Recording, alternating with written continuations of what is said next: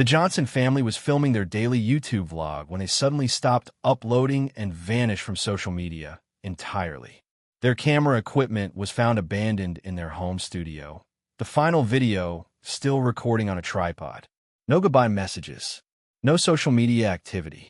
No explanation to their million subscribers. For 6 months, fans demanded answers, until investigators discovered footage that exposed a terrifying dark web ring. What that camera captured will make you question everything you thought you knew about privacy. March 14th, 2024. The sun streamed through the bay windows of a beautifully decorated Atlanta home as Marcus Johnson adjusted the ring light one final time. At 34, he moved with the precision of someone who had found his calling. His rich voice, warm and commanding, had become familiar to over 1.2 million people who tuned in daily to watch the Johnson journey. But Marcus wasn't performing for the camera. He was simply being himself. "Good morning, Johnson family," he called out, the same greeting that had started every vlog for the past 5 years. The response came immediately. Footsteps thundered down the hardwood stairs as his family rushed to their positions around the kitchen island that had become the centerpiece of their morning routine. Keisha Johnson glided into frame with effortless grace, her business acumen as sharp as her style. At 32, she had transformed her husband's desperate attempt to document their financial struggles into a multimedia empire. Brand partnerships with major corporations, speaking engagements at conferences, and a book deal that was just waiting for signatures. She was the brain behind the operation, but her warmth made every viewer feel like family. "What's the plan today, team?" she asked, pulling her signature notepad from seemingly nowhere. Organization wasn't just her strength. It was her superpower. 14-year-old Zoe bounded into the kitchen with a natural charisma that had made her a rising star in her own right. Her TikTok account boasted 300,000 followers who hung on her every word about fashion, school life, and growing up in the digital age. She had inherited her father's camera presence and her mother's business sense. But Zoe remained refreshingly authentic in a world of manufactured teenage influencers. "Can we do the college tour planning segment today?" she asked, already knowing the answer. Education content always performed well with their audience, and Zoe genuinely loved learning about different universities. 11-year-old Jamal appeared last, as he always did. Quiet and observant, he preferred being behind the camera to in front of it.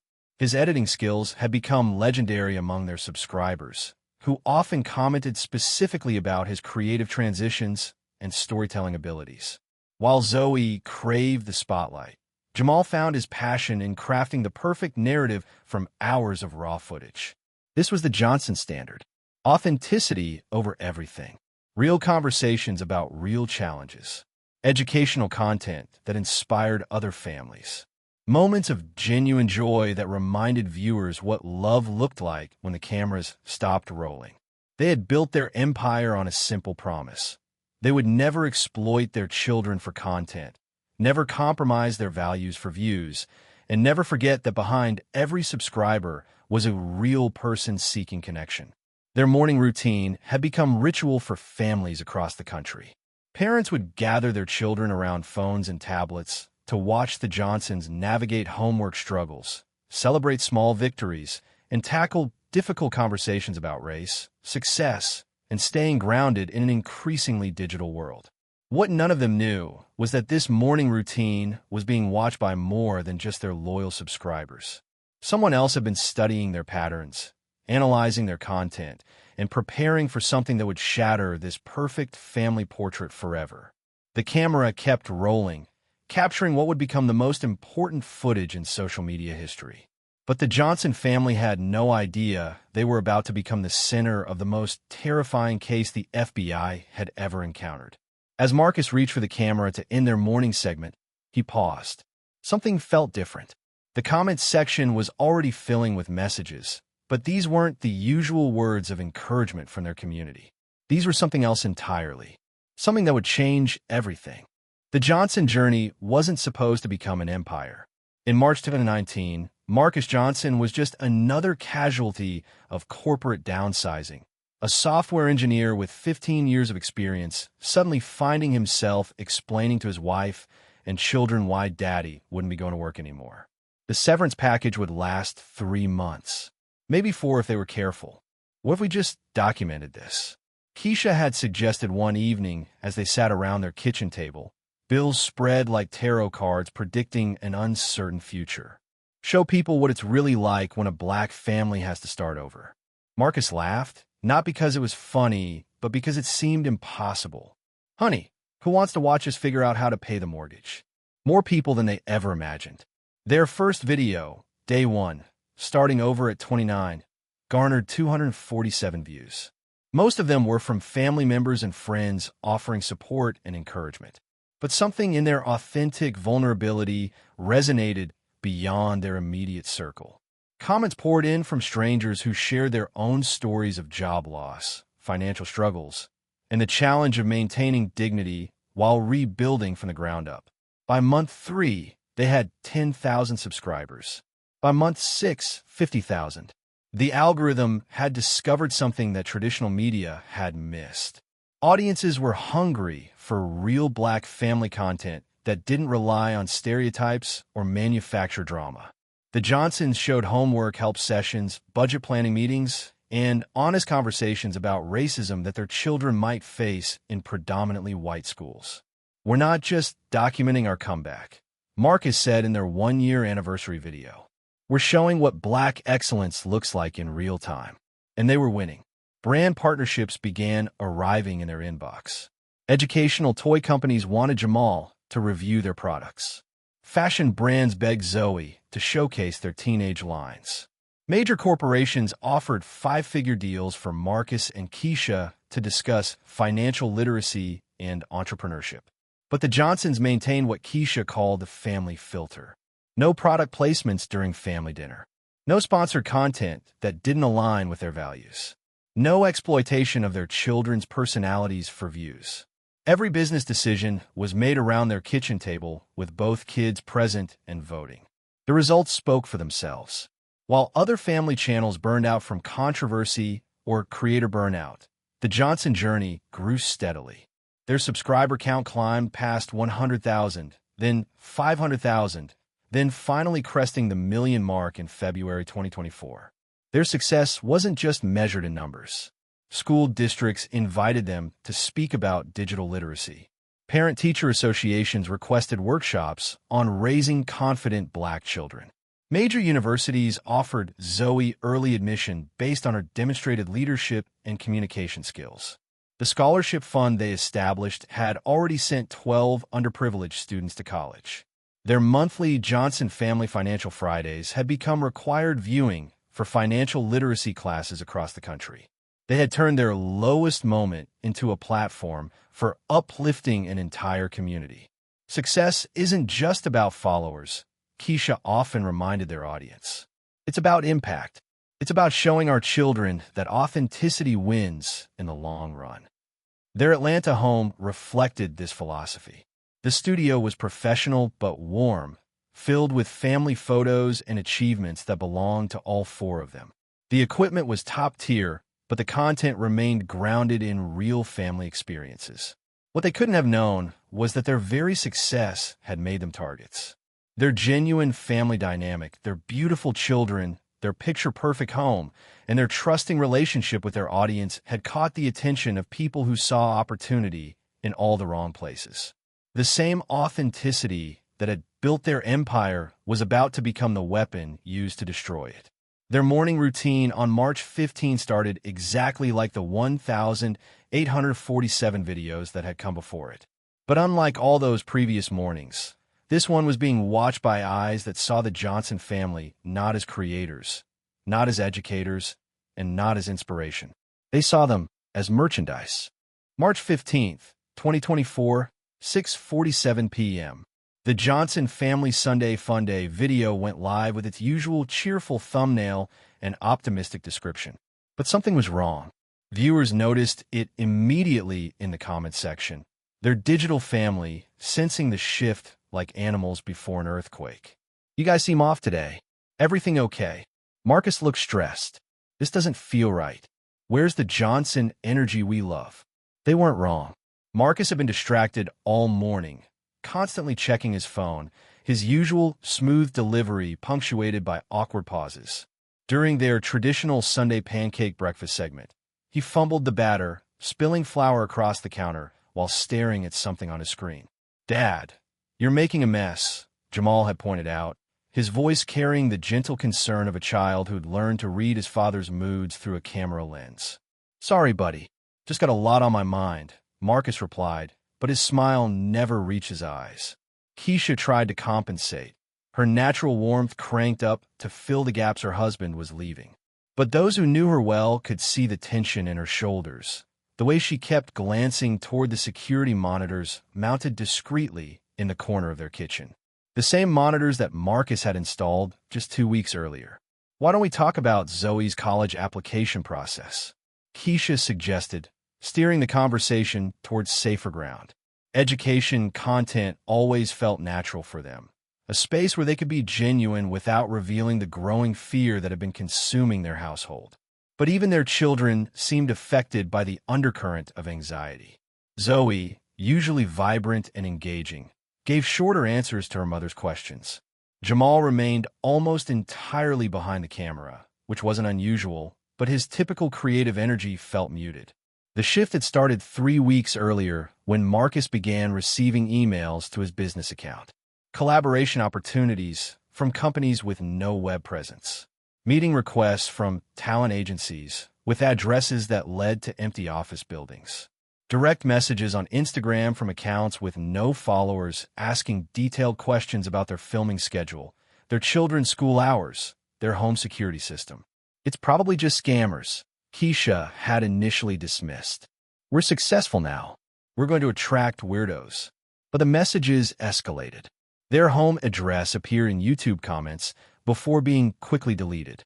Anonymous users posted detailed information about Zoe's school, Jamal's basketball team, even the grocery store where Keisha shopped every Thursday. Someone was watching them. Someone was learning their patterns. Marcus had contacted YouTube's creator support team, filed reports with local police, even hired a cybersecurity consultant. But the digital stalking continued, growing more sophisticated and more invasive. Phone calls where no one spoke, just heavy breathing. Delivery trucks that would circle their block without stopping. Cars parked outside their home with tinted windows and no license plates. "We might need to take a break," Marcus had whispered to Keisha the night before, their voices low so the children wouldn't hear. "Just until we figure out what's happening." During the Sunday Fun Day filming, those words hung in the air like a curse neither of them wanted to speak aloud. Their audience, their income, their identity, everything was tied to this channel, this life they'd built in front of the camera. Taking a break felt like surrender. The video ended abruptly at 17 minutes, much shorter than their usual 25-minute format. Marcus reached for the camera, his hand trembling slightly as he said their traditional sign-off. "Remember, Johnson family, authenticity over everything. We love you, and we'll see you tomorrow." But there would be no tomorrow. What Marcus didn't realize was that the camera kept recording after he thought he'd turned it off. The final footage, discovered months later by investigators, captured something that would send shockwaves through law enforcement agencies across the country. In those last few minutes of accidental recording, the camera picked up a conversation that revealed the true scope of the nightmare that was about to unfold. A conversation about extraction times, delivery schedules, and package contents that would make even seasoned FBI agents sick to their stomachs. March 16th, 2024, 8:23 a.m. Keisha Johnson posted what would become her final Instagram story. A simple photo of pancakes on their kitchen island with the caption, "Sunday leftovers from Monday breakfast." The engagement was immediate. Heart reactions, fire emojis, comments about family traditions. Normal interactions from a community that had no idea they were witnessing the last digital breath of the Johnson family. By 10 a.m., something was wrong. Marcus had scheduled a brand partnership call with a major educational toy company, a $75,000 deal that Keisha had negotiated over 6 weeks of careful correspondence. The meeting was set for 10 a.m. sharp, Eastern Standard Time. Marcus was never late for business calls. Never. The account executive called once. Twice. By the third attempt, she was leaving voicemails asking if there was a family emergency, if they needed to reschedule, if everything was okay. Everything was not okay. At 2 p.m., Zoe failed to appear at North Atlanta High School's main entrance where Keisha picked her up every Monday, Wednesday, and Friday. The carpool coordinator waited 15 minutes before calling Keisha's cell phone. Straight to voicemail. She tried Marcus. Same result. By 3:30 p.m., the school had initiated their missing student protocol. At 4 p.m., Jamal's basketball coach stood alone in the gymnasium, spinning a basketball between his hands as he wondered why his most reliable player was nowhere to be found. The Johnson family never missed practice, never left without explanation, never failed to communicate.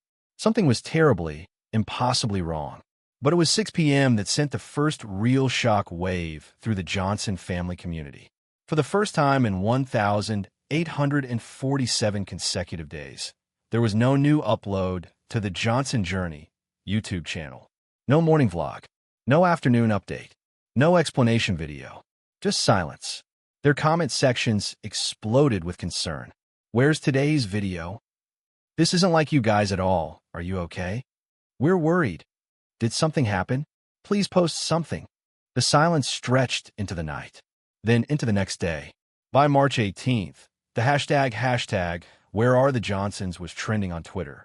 Their most dedicated subscribers had organized search efforts on Reddit, creating mega threads analyzing their final video frame by frame, looking for clues about what might have happened. The digital footprint told a story that made no sense. All their social media accounts remained active. Their automated email responses continued working. Their Ring doorbell was still connected to the internet.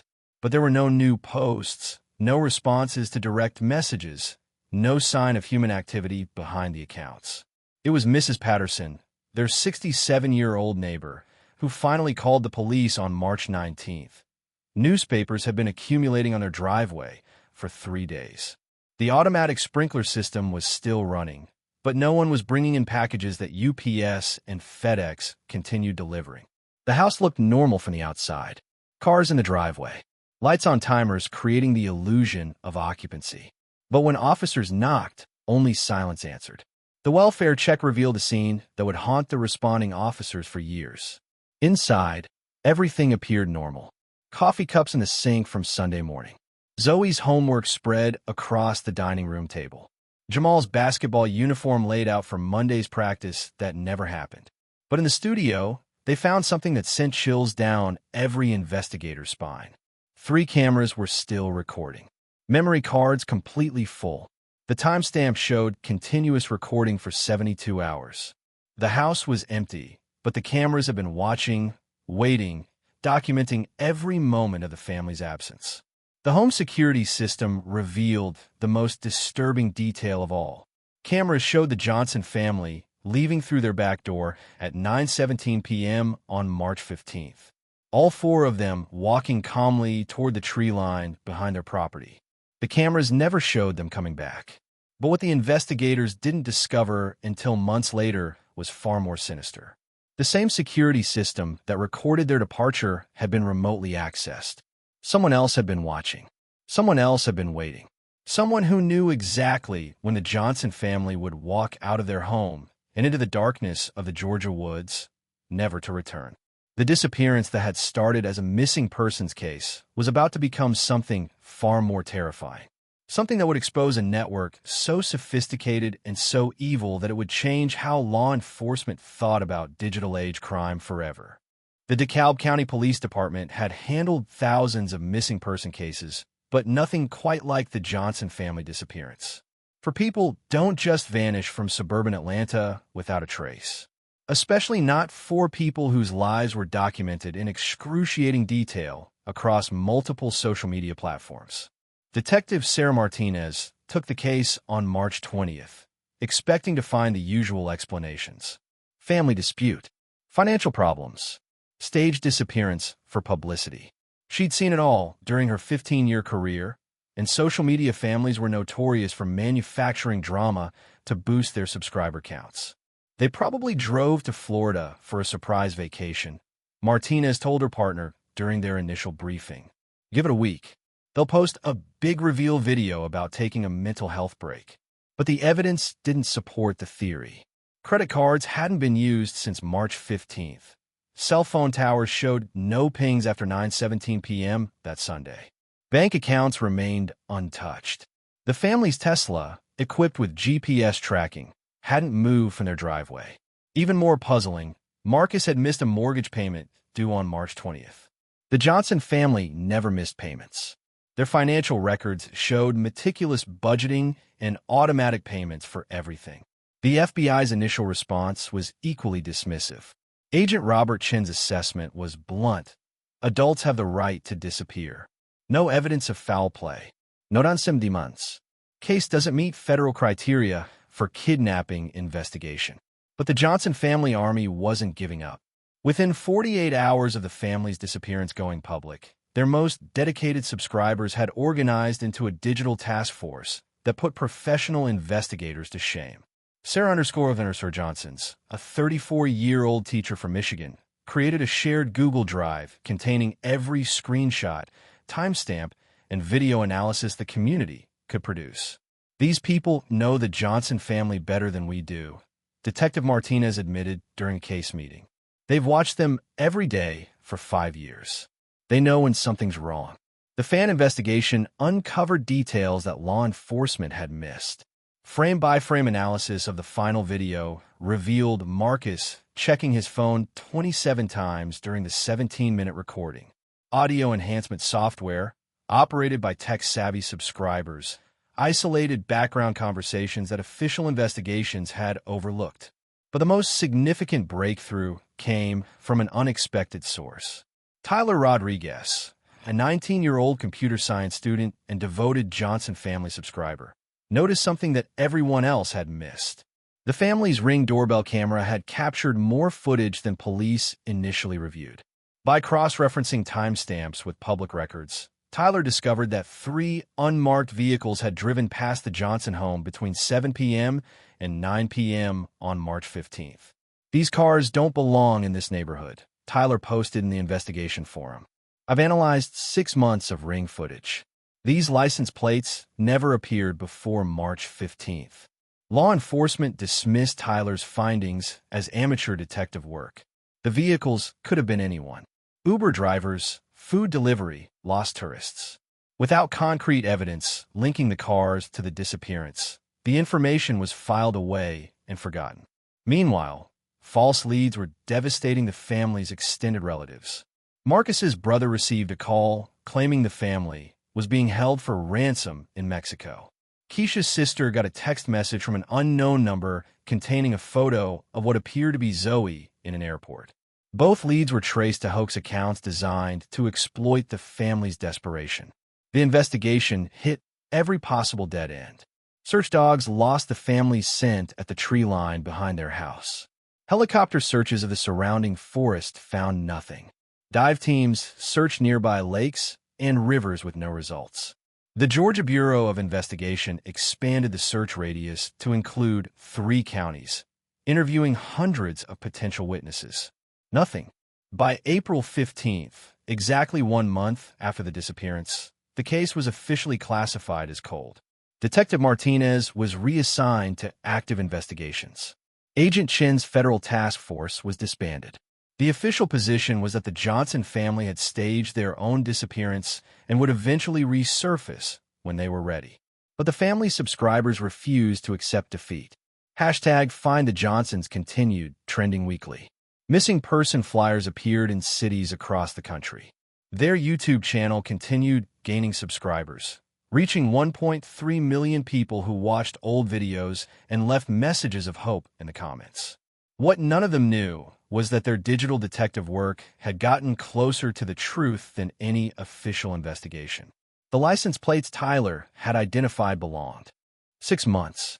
That's how long the Johnson family had been gone when their story took a turn that no one saw coming. What had started as a missing persons case had evolved into something unprecedented. A crowdsourced investigation spanning continents, involving thousands of amateur detectives who refused to let a beloved family disappear without answers. The Johnson family army had grown from concerned subscribers to a sophisticated network of digital investigators. What began with worried comments under old videos had transformed into something that resembled a tech startup more than a missing person search. They had programmers, data analysts, social media experts, and retired law enforcement officers all working toward a single goal: bringing the Johnson family home. Amanda Chun, a software engineer from Seattle, had been following the family since their early days of financial struggle. She remembered Marcus teaching his children about compound interest using actual pennies on their kitchen counter. She remembered Keisha's tears when they'd celebrated paying off their first credit card. These weren't just content creators to Amanda. They were family. "I've been analyzing their final video for 6 months," Amanda explained during a Zoom call with other dedicated searchers. "There are audio anomalies that I keep coming back to. Sounds that don't match the visual footage." The amateur investigation had uncovered patterns that professional law enforcement had missed or dismissed. Geographic analysis of suspicious social media accounts. Digital forensics on deleted comments. Even financial tracking of shell companies linked to the unmarked vehicles that Tyler Rodriguez had identified. But the most disturbing discoveries came from the dark corners of the internet where the Johnson family army ventured despite the emotional cost. Anonymous forums where users posted photographs of missing families. Encrypted chat rooms where people discussed acquisitions and inventory management, using language that made seasoned investigators' skin crawl. "We found references to the Johnsons," admitted Marcus_fan_2019, a username belonging to a retired FBI analyst who had become obsessed with the case. Coded discussions about the Atlanta package and family content producers. These people are talking about human beings like they're discussing a business transaction. The conspiracy theories had multiplied as fast as the genuine investigative work. Some believed the family was in witness protection after discovering government corruption. Others insisted they had been targeted by competing YouTube channels seeking to eliminate successful Black creators. The most persistent theory suggested involvement by human trafficking networks specifically targeting social media families. This last theory gained credibility when 3 other family YouTube channels went silent during the summer of 2024. The Patterson family from Texas disappeared for 2 weeks before being found safe at a relative's house, claiming they needed a break from social media. The Williams family from Ohio stopped posting for a month, then returned with a video explaining they'd been dealing with stalkers. The Rodriguez family from California vanished entirely for 3 weeks before reappearing with no explanation. "It's like someone is hunting family channels," observed Detective Martinez, who had continued following the case unofficially despite being reassigned. "The pattern is too consistent to be coincidental." YouTube's internal security team finally acknowledged the pattern in August 2024, 6 months after the Johnson family's disappearance. A company spokesperson admitted they were investigating coordinated harassment campaigns targeting family content creators, but provided no specifics about protective measures or ongoing investigations. The Johnson family subscriber count had continued climbing during their absence, reaching 1.5 million people who watched old videos and left messages of hope.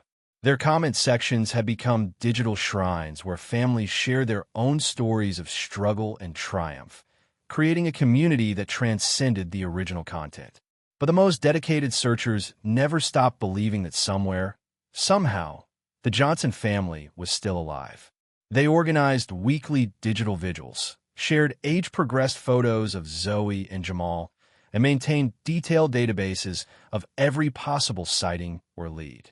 Maya Johnson, Marcus's sister, had established the Johnson Family Foundation using donations from subscribers around the world. The nonprofit provided resources for other missing Black families, highlighting cases that mainstream media ignored and supporting families who couldn't afford private investigators. "My brother believed in the power of community," Maya said during a virtual press conference that drew over 100,000 viewers. "These subscribers, these strangers who became family, they're proving that love can transcend anything, even disappearance, even death." What none of them knew was that their digital manhunt had attracted attention from the very people responsible for the Johnson family's disappearance.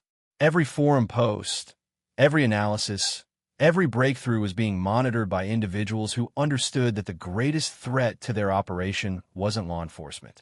It was love, and love, they were about to discover, could be weaponized in ways they never anticipated. September 22nd, 2024. 6 months and 7 days after the Johnson family vanished, a 23-year-old tech volunteer named David Kim was doing what everyone else had given up on. He was still looking. David had been part of the Johnson family army since the beginning, but unlike other digital investigators who focused on social media forensics and crowdsourced detective work, he had specialized knowledge that others lacked. As a digital media recovery specialist, David understood that cameras often contain more information than what appeared on the surface. "I kept thinking about those 3 cameras that were still recording," David explained later to FBI investigators. 72 hours of continuous footage. Everyone assumed it was just empty recording after the family left. But what if it wasn't? The original police investigation had reviewed the obvious footage, the family's final moments in the studio, the empty hours that followed. But David realized something that seasoned investigators had overlooked. The studio cameras weren't just recording video. They were capturing audio with sensitivity ranges that extended far beyond what the human ear could detect. Using professional audio enhancement software typically reserved for forensic laboratories, David began analyzing sound frequencies that existed below the threshold of normal hearing. What he found made his hands shake as he reached for his phone to call the FBI. Buried in the seemingly silent hours after the family's departure were voices. Muffled conversations picked up by the camera's hypersensitive microphones. Discussions that had taken place not in the studio, but somewhere else in the house. Voices that didn't belong to the Johnson family. Package secured. Transport initiated. Schedule maintained. The clinical language sent chills through David's spine.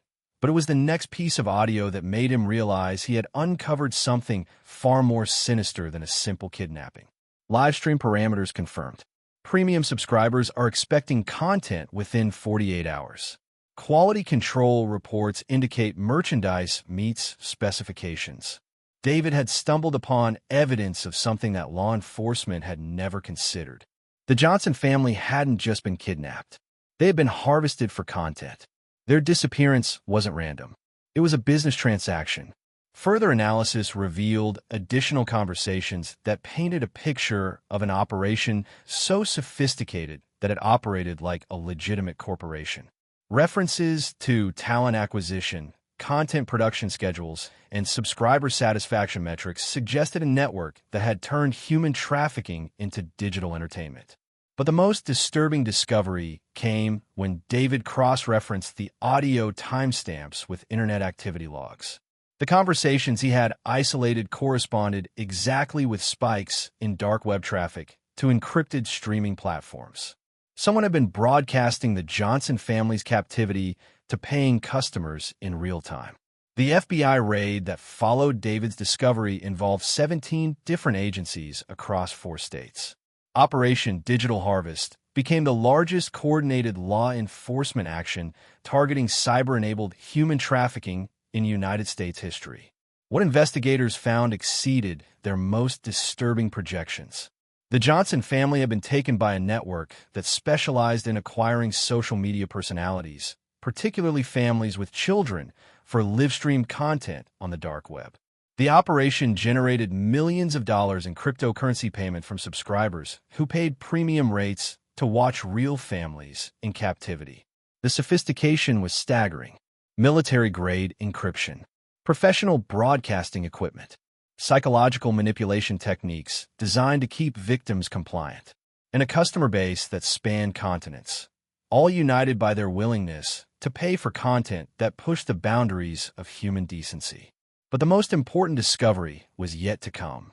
GPS metadata embedded in the audio files revealed coordinates, a location in rural Montana where the Johnson family was being held. After 6 months of silence, they were about to be found. October 15th, 2024, at 4:17 a.m. Mountain Time, federal agents surrounded a compound in rural Montana that looked like an abandoned mining facility from the outside. Inside, they found something that would fundamentally change how law enforcement approached digital-age crime. The Johnson family was alive. Marcus, Keisha, Zoe, and Jamal were discovered in a sophisticated underground facility designed to look like a television studio. For 7 months, they have been forced to create family content for dark web subscribers who paid premium prices to watch real families in captivity. The network's scope was staggering. 47 arrests across 4 states. 8 other families rescued from similar facilities. 23 children returned to safety. But the investigation revealed something even more disturbing. This wasn't just about kidnapping. It was about manufacturing authenticity for an audience that craved real family interactions, no matter the cost. They made us pretend everything was normal, Marcus would later tell investigators. Cameras rolling 24 hours a day. If we didn't perform, if we showed distress, they would threaten Zoe and Jamal. The Johnson family's rescue made international headlines, but their statement was brief. They appeared once, together, to thank their subscribers and law enforcement before announcing an indefinite break from social media.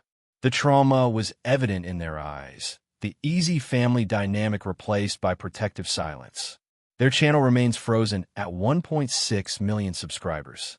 The comment sections have become memorials to the power of digital community, places where strangers became family in their search for justice. The Johnson Family Foundation continues Maya's work, now supporting families affected by cyber-enabled trafficking. But questions remain. 3 families are still missing. The network's full scope may never be known. And somewhere in the dark corners of the internet, other predators are watching other families, learning from what went wrong, adapting their methods. The Johnson journey ended where it began. A family trying to survive in a digital world that had become more dangerous than anyone imagined. Their story reminds us that behind every screen, every subscriber count, every viral moment, are real people whose lives can be shattered by those who see humanity as content to be consumed.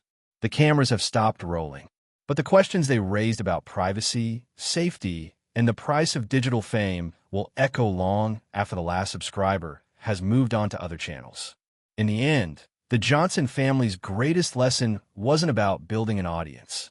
It was about the terrifying reality of what happens when you become the product instead of the producer.